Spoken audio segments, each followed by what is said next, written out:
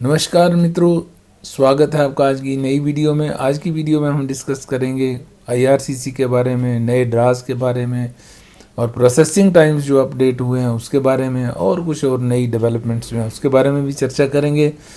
तो आइए अब आगे बढ़ते हैं। वीडियो में एंटर करने से पहले जिन्होंने चैनल को सब्सक्राइब नहीं किया है वो चैनल को सब्सक्राइब कर लें और बेल आइकन भी प्रेस कर दें, जिससे आपको आने वाली वीडियो की जानकारी भी मिले, और साथ ही साथ वीडियो को लाइक एंड शेयर भी करें, जिससे कि चैनल की रीच और लोगों तक भी हो सके। तो आइए अब आगे बढ़ते हैं। तो सबसे पहले बात करेंगे प्रोसेसिंग टाइम्स की। तो नया अपडेट जो आया है प्रोसेसिंग टाइम्स का वो आया है 11 था। फर्स्ट कैटेगरी हम डिस्कस करेंगे टेम्परेरी रेजिडेंस, उसमें विजिटर वीज़ा फ्रॉम इंडिया। तो विजिटर वीज़ा फ्रॉम इंडिया का प्रोसेसिंग टाइम है 111 डेज।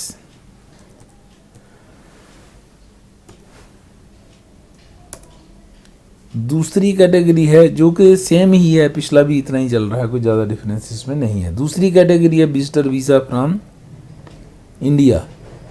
तो इसका प्रोसेसिंग टाइम हो गया 40 डेज। पहले जो 18 डेज था लास्ट वीक, अब हो गया 40 डेज, तो बढ़ गया है। विजिटर एक्सटेंशन 132 डेज, ये ऑलमोस्ट सिमिलर ही है, पहले ही 126, 133 वगैरह चल रहा था, तो इसमें कोई ज़्यादा डिफरेंस नहीं है। नेक्स्ट कैटेगरी है सुपर वीज़ा फ्रॉम इंडिया, इसमें है 136 डेज।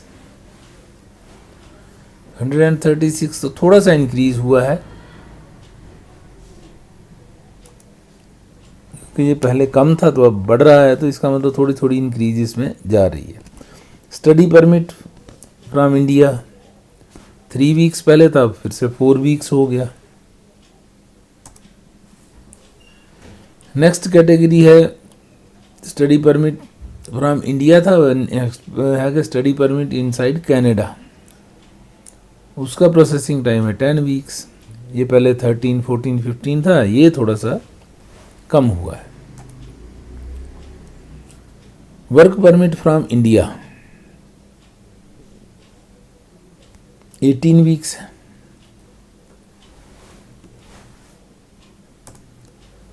तो 19 था, 18 हुआ, तो ये धीरे धीरे कम हो रहा है, 27 वीक्स से लेके 18 तक आ गया है। नेक्स्ट है work permit from Canada initial and extension 171 days है, तो पिछला भी यही था, तो कोई इसमें डिफरेंस नहीं है। अब अगली कैटेगरी देखते हैं।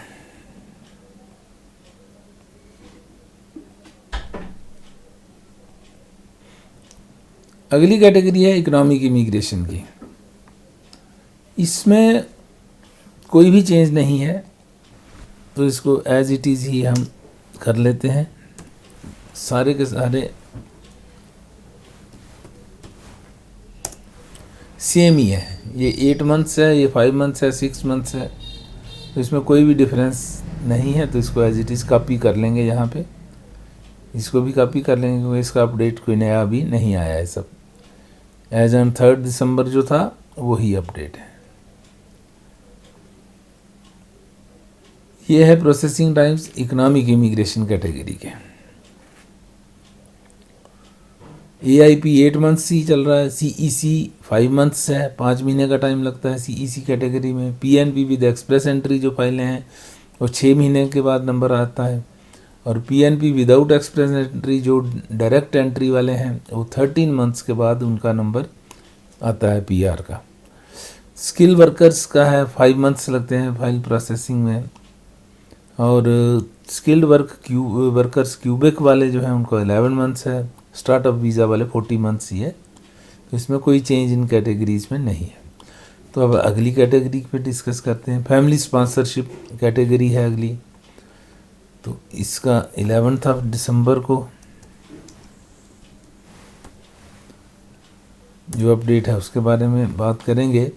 तो spouse and common law partner inside Canada, इसका भी सेम है, दोनों कैटेगरीज में सेम है। 27 मंथ्स है फॉर क्यूबेक और 12 मंथ्स है फॉर आउटसाइड क्यूबेक, और ये दोनों भी सेम है, इन दोनों में भी कोई चेंज नहीं है। तो spouse and common law partner outside Canada से जो अप्लाई करते हैं, क्यूबेक वाले 36 मंथ्स और आउटसाइड क्यूबेक वाले 10 months processing time. Dependent child from India 9 months या कोई चेंज इसमें भी नहीं है। इनसाइड कनाडा जो है वो 10 मंथ्स है, इसमें भी कोई चेंज नहीं है।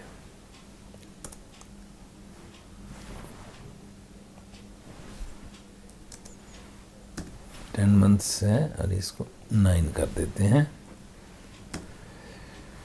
इन दोनों में भी कोई चेंज नहीं है। पेरेंट्स एंड ग्रैंड पेरेंट्स में भी कोई चेंज नहीं है, दोनों का एक ही है।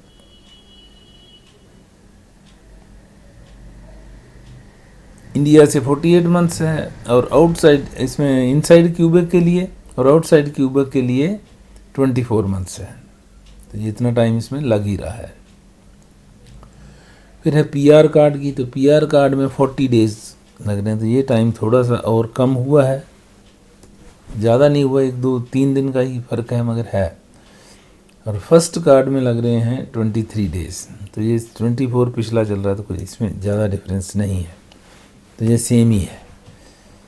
तो ये है प्रोसेसिंग टाइम्स की जानकारी। तो ओवरऑल अगर हम देखें तो कोई प्रोसेसिंग टाइम्स में कोई मेजर चेंज जो है वो देखने को नहीं मिल रही है।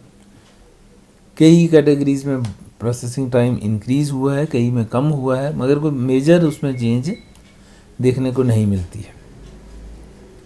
अब बात करते हैं ड्रा की। ड्रा की हमें कल भी एक्सपेक्टेशन थी कि ड्रा आएगा, लेकिन कोई भी ड्रा हमें देखने को नहीं मिला। ड्रा तो आया नहीं है। तो सीआरएस पूल पे भी नज़र डालते हैं एक बार फिर से, अगला क्या हो सकता है। जैसे 1 दिसंबर को ये स्टैंडिंग है और आज हो गई है 12 दिसंबर, तो अब जो अगला ड्रा आएगा वो पर अक्सीमेटली नेक्स्ट मंडे को भी हो सकता है, नेक्स्ट वीक अगर आता है तो से 15 दिसंबर की बात अगर हम करें, 15 या 16 दिसंबर को जो इसकी स्टैंडिंग होती है नेक्स्ट, तो उसमें क्या आता है देखते हैं। अंदाज़ा अगर हम लगाएं तो यहाँ 738 था, इसमें से काफ़ी 600 समथिंग कैंडिडेट्स निकल गए हैं, तो ये 100 के करीब मान के चलो। तो 100 अगर इसमें था तो इसमें भी फिर से 700 पहुंच जाएगा। तो इसमें देखिए पिछले अगर हम बात करें 2 हफ्ते की, तो उसमें 2000 कैंडिडेट्स इंक्रीज़ हुए, तो इसमें अगर और 2000 इंक्रीज़ हो जाते हैं तो ये लगभग 20,000 पे पहुंच जाएगा।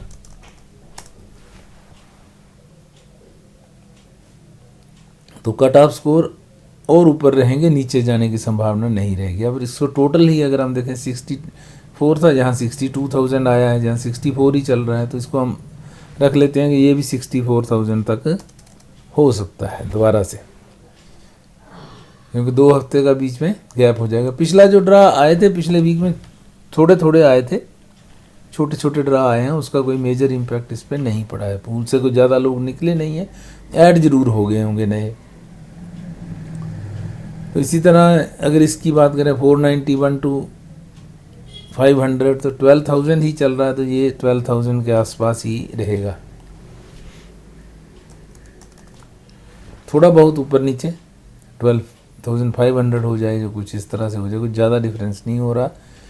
पिछली बार भी यही देखने को मिल रहा है कि यहाँ कैंडिडेट्स बढ़ रहे हैं ऊपर, तो हो सकता है इन्हीं कैटेगरीज में से अपना स्कोर बढ़ा बढ़ा के लोग ऊपर जा रहे हैं। तो अगर इसमें यहाँ तो 700 के करीब होगा तो चलो पीएनपी के निकल जाएंगे उसमें से, बाकी 100-200 जो रहेगा वो किसी कैटेगरी के अंडर आके वो भी निकल लेंगे। फिर मेजर जो प्रॉब्लम है वो यहाँ है, 20,000 यहाँ पे अकमुलेट हो गया है कैंडिडेट्स, तो इनके लिए इतना बड़ा ड्रा जब तक नहीं आता तो ये स्लॉट खाली नहीं हो सकता। तो ये इतना बड़ा स्लॉट जो है जनवरी में आ सकता है, जनवरी फरवरी मार्च तक आ सकता है कोई बड़ा ड्रा। अगर आईआरसीसी ऐसा प्लान करेगी तो बड़ा ड्रा जब आएंगे तो ये स्लॉट खाली होगा, तो यहाँ पे कट ऑफ स्कोर फिर नीचे जो है 500 के नीचे जाने की संभावना हो जाती है। अगर बड़े ड्रा नहीं आते हैं, छोटे छोटे ड्रा रहे, तो यहाँ कैंडिडेट बढ़ते रहेंगे और जो कट ऑफ स्कोर है वो नीचे नहीं जाएगा। तो इस तरह से अगर बड़े ड्रा की एक्सपेक्टेशन हो, बड़े ड्रा अगर आएंगे तो हम एक्सपेक्ट कर सकते हैं कट ऑफ स्कोर नीचे जाने की। अगर बड़े ड्रा नहीं आते तो कट ऑफ स्कोर नीचे नहीं जाएगा, और वो भी थोड़े इकट्ठे इकट्ठे आएंगे तभी होगा, क्योंकि अगर गैप ज़्यादा होगा ड्राज के बीच में तो क्या होता है कि और कैंडिडेट्स आ जाते हैं और वो वहीं के वहीं सिचुएशन रह जाती है। तो अब देखते हैं IRCC नेक्स्ट वीक क्या करती है। अभी आज और कल वैसे तो वर्किंग डेज हैं, मगर उम्मीद कम है कि इस हफ्ते कोई ड्राप और आएगा, क्योंकि पहले नहीं आया तो उम्मीद नहीं है। बाकी कोई पता नहीं, सरप्राइजेस तो देती रहती है IRCC। तो देखते हैं, आप लोगों का कोई भी क्वेरी हो, क्वेश्चन हो, उसके बारे में आप लिखिए कमेंट्स में, तो आंसर देने की कोशिश करते हैं उसकी। तो आज की वीडियो यहीं तक रखते हैं, मिलते हैं आपसे अगली वीडियो में। तब तक के लिए नमस्कार। जिन्होंने चैनल को सब्सक्राइब नहीं किया, चैनल को सब्सक्राइब कर लें और बेल आइकन भी प्रेस कर दें, जिससे आपको आने वाली वीडियो की जानकारी मिल सके। और साथ ही साथ वीडियो को लाइक एंड शेयर भी करें, जिससे चैनल की रीच बढ़ सके। तो thanks for watching, have a nice time, see you again in the next video.